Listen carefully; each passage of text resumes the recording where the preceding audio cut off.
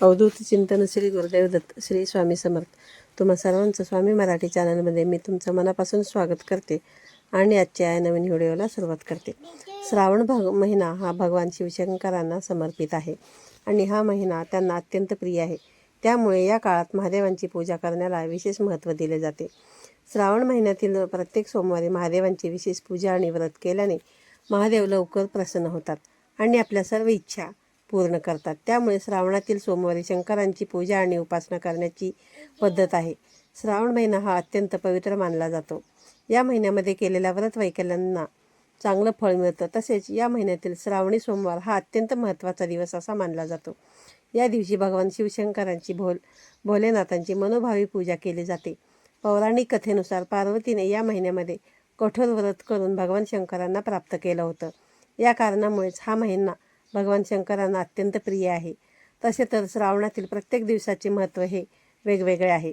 मात्र यामधील सर्वात महत्त्वाचं व्रत म्हणजे श्रावणी सोमवार. आजच्या या व्हिडिओमध्ये आपण श्रावणी महिन्यामधील सोमवारी भगवान शिवशंकराची पूजा अतिशय साध्या आणि सोप्या पद्धतीने कशी करायची, त्याचबरोबर कोणत्या मंत्राचा जप करावा, तसेच तुम्ही मंदिरामध्ये गेल्यानंतर पूजा करणार असाल तर कशी करायला पाहिजे आणि पूजेसाठी जाताना तुम्हाला काय काय साहित्य सोबत घेऊन जायला पाहिजे आणि या दिवशी तुम्हाला काय काय करायला पाहिजे याबद्दलची सविस्तर माहिती आपण आजच्या या व्हिडिओमध्ये पाहणार आहोत. श्रावण महिन्याची सुरुवात ही दिनांक 5 ऑगस्ट 2024 पासून होणार आहे आणि योगायोगाने याच दिवशी पहिला श्रावणी सोमवार आलेला आहे. 5 ऑगस्टला श्रावणी सोमवार आहे आणि पहिला श्रावणी सोमवार आहे आणि याच दिवसापासून श्रावण महिन्याची सुरुवात होते. असा दुर्मिळ योग यावर्षी जुळून आलेला आहे. यावर्षी एकूण 5 श्रावणी सोमवार आलेले आहेत. 3 सप्टेंबरला मंगळवारी श्रावण अमावस्या असून श्रावणाची समाप्ती होणार आहे. तर श्रावणातल्या प्रत्येक सोमवारी आपल्याला महादेवांची विशेष पूजा करायची आहे. ही पूजा तुम्ही चौरंगावरती मांडू शकता किंवा देवघरामध्ये करू शकता. त्यासाठी तुम्हाला सकाळी लवकर उठून स्वच्छ स्नान करून घ्यावे. शक्य असल्यास पांढरे वस्त्र परिधान करायचे आणि आपलं संपूर्ण देवघर जे आहे ते स्वच्छ करायचं आणि ज्या ठिकाणी तुम्हाला पूजा मांडायची आहे तेथील जागासुद्धा तुम्हाला स्वच्छ करून घ्यायची आहे आणि संपूर्ण घरामध्ये तुम्हाला गंगाजल शिंपडायचं आहे. रोजची देवपूजा करून झाल्यानंतर तुम्हाला श्रावणी सोमवारचा उपवाससुद्धा करायचा आहे. जर तुमच्या तब्येतीला झेपत असेल तरच तुम्ही श्रावणी सोमवारचा उपवास करा. त्यानंतर आपण महादेवांची विशेष पूजा करायची आहे. तर त्याआधी मी इथे तुम्हाला सांगते की पूजा करण्या अगोदर तुम्हाला दिवा प्रज्वलित करून घ्यायचा आहे. दिव्याला हळदी, कुंकू, अक्षता, फूल वाहून नमस्कार करायचा आहे. त्यानंतर या ठिकाणी तुम्हाला श्री गणेशाची पूजा करून घ्यायची आहे. जर तुम्ही रोजची देवपूजा करत असताना गणपती बाप्पांची पूजा केलेली असेल तर सुद्धा तुम्हाला पूजा करताना या ठिकाणी गणपती बाप्पांची सेपरेट पूजा मांडायची गरज नाही. फक्त तुम्हाला एका ताटामध्ये शिवलिंग ठेवून त्याच्यावरती तुम्हाला अभिषेक करू शकता. या ठिकाणी जर तुम्ही पूजा सेपरेट मांडणार असाल तर गणपती बाप्पांची सुद्धा तुम्हाला इथे वेगळी पूजा अभिषेक करायची गरज आहे. अभिषेक करून झाल्यानंतर विधिवत अभिषेक करून झाल्यानंतर गणपती बाप्पांची पूजा करून घ्यायची आहे आणि त्यानंतर एका स्वच्छ तांबणामध्ये शिवलिंग घेऊन त्याच्यावरती तुम्हाला अभिषेक करायचा आहे. सर्वात अगोदर शिवलिंगावरती जल अभिषेक करायचा आहे. जल अभिषेक हा महादेवांना अतिशय प्रिय आहे. जल अभिषेक करत असताना तुम्ही ओम नमः शिवाय, ओम नमः शिवाय या मंत्राचा जप करायचा आहे.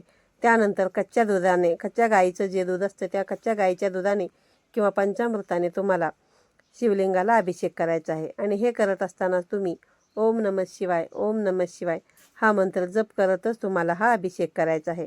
त्यानंतर अभिषेक करून झाल्यानंतर तुम्हाला पुन्हा एकदा शिवलिंगावरती पाण्याने अभिषेक करायचा आहे आणि पाण्याने अभिषेक करून झाल्यानंतर तुम्हाला ते स्वच्छ पुसून घेऊन मग तुम्हाला त्याची पूजा करायची आहे. या दिवशी तुम्हाला भगवान शिवशंकराच्या पिंडीला बेलाची पान वाहिल्यास पूर्ण तुम्ही जी काही पूजा कराल त्या पूजेचं पुण्य जे आहे ते प्राप्त होतं असे म्हटले जाते. तर यावेळेस तुम्हाला एका ताटामध्ये शिवलिंग ठेवण्यापूर्वी तुम्हाला थोडीशी अक्षता ठेवायची आहे आणि त्यावरती तुम्हाला शिवलिंग ठेवून घ्यायचं आहे आणि त्याच्यानंतर सर्वात आधी शिवलिंगाला तुम्हाला आवडीचे जे महादेवांचे आहे ते भस्म लावून घ्यायचं आहे. त्यानंतर शिवलिंगावरती चंदन भस्म लावून झाल्यानंतर तुम्हाला कापसाचे पांढरे वस्त्र जे आहे ते अर्पण करायचे आहे. त्यानंतर महादेवांना अत्यंत प्रिय असलेली पांढरी फुले, अक्षता, बेलाची पानं, धोत्र्याचे फळ, फूल देखील तुम्हाला अर्पण करायचं आहे. आणि हे पूर्ण पूजा समाप्त होईपर्यंत तुम्हाला ओम महाशिवाय सोमाय नमः किंवा ओम नमः शिवाय या मंत्राचा जप तुम्ही करू शकता. प्रत्येक सोमवारी महादेवावरती वाहिल्या जाणाऱ्या शिवामुठीचे सुद्धा खूप वेगवेगळे महत्त्व आहे. त्यामुळे शिवलिंगावरती त्या सोमवारी जे काही अर्पण करायचं आहे, जे काही दिलेलं आहे ते तुम्हाला अर्पण करायचे. जे काही धान्य असेल ते धान्य तुम्हाला शिवलिंगावरती उभी धरून व्हायचे आहे. शिवमूठ शिवलिंगावरती कशी अर्पण करायची याचा एक सेपरेट व्हिडिओ आपल्या चॅनलवरती लवकरच येणार आहे. त्यासाठी तुम्ही जर चॅनलवरती नवीन असाल तर चॅनलला सबस्क्राईब करून ठेवा. म्हणजे मी जेव्हा कधी व्हिडिओ अपलोड करेन त्याचा सर्वात अगोदर नोटिफिकेशन तुम्हाला येईल आणि तो व्हिडिओ तुमच्यापर्यंत पोहोचेल. तर शिवलिंगावरती शिवामूठ म्हणून आपण पहिल्या सोमवारी तांदूळ, दुसऱ्या सोमवारी तीळ, तिसऱ्या सोमवारी मूग, चौथ्या सोमवारी जवस आणि जर 5वा सोमवार आलाच तर सातू वाहण्याची परंपरा आपल्याकडे आहे.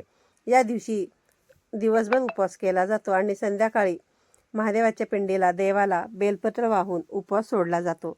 प्रत्येक सोमवारी महादेवाचे ध्यान करून व्रत धरायचे असते. संध्याकाळी व्रताचे पारायण करायचे असते आणि एका जागी बसूनच तुम्हाला हे सात्विक भोजन करायचे असते.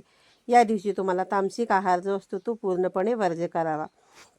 त्यानंतर हे झाल्यानंतर आपल्या महादेवाची पूजा समाप्त होते आणि पूजा झाल्यानंतर तुम्हाला तुमच्याकडे जे काही असेल, फळं असतील, जे काही तुम्ही बनवलेलं असेल ते तुम्हाला महादेवांना नैवेद्य म्हणून दाखवायचं आहे. याचबरोबर तुम्ही खडीसाखरेचा सुद्धा नैवेद्य महादेवांना दाखवू शकता. या दिवशी शक्यतो जास्तीत जास्त तुम्हाला जितकं शक्य होईल तितकं तुम्ही महादेवाचा ध्यान करण्याचा प्रयत्न करा. शंकरांची पूजा करा. ओम नमः शिवाय किंवा महामृत्युंजय मंत्राचा जपसुद्धा करा. या दिवशी तुम्ही शिवपुराण रुद्राभिषेकसुद्धा करू शकता. या दिवशी आपलं जे काही जेवण असेल, जे काही आपलं आचरण असेल ते चांगलं असावं. सर्व पूजा झाल्यानंतर शेवटी तुम्हाला भगवान शंकरांची आरतीसुद्धा म्हणायची आहे आणि शंकराकडे आपल्या सुख समृद्धीसाठी प्रार्थना करावी. अशा पद्धतीने आपण घरच्या घरी सोप्या पद्धतीने शिवलिंगाची पूजा करू शकता.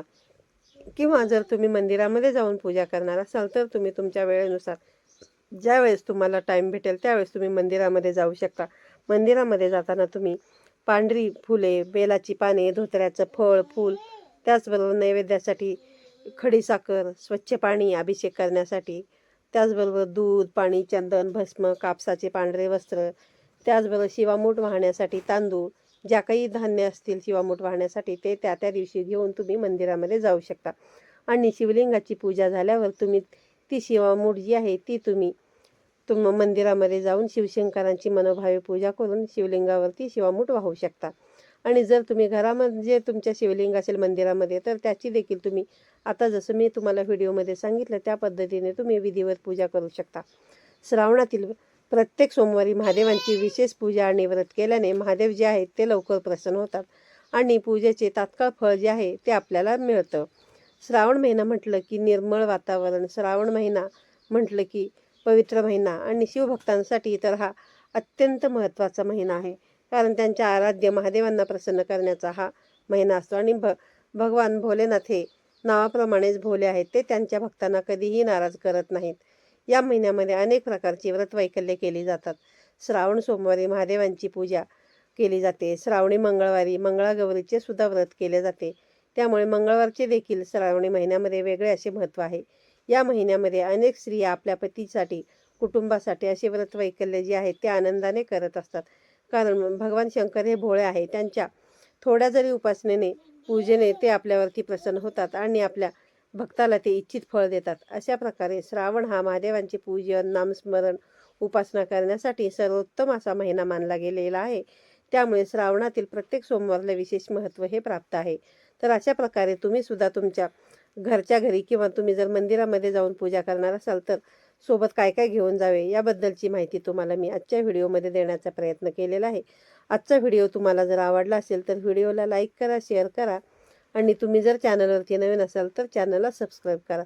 तर पुन्हा भेटूया अशाच एका नवीन आणि माहितीपूर्ण व्हिडिओमध्ये. तोपर्यंत सर्वांना श्री स्वामी समर्थ.